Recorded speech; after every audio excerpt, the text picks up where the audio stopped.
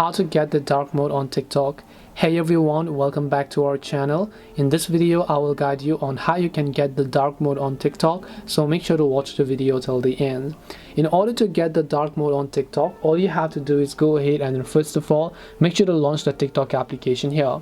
Once you launch the TikTok app, all you have to do is just tap the profile icon from the bottom of the screen here, and then you want to make sure to tap the three lines option from the top right, and then just go to settings and privacy.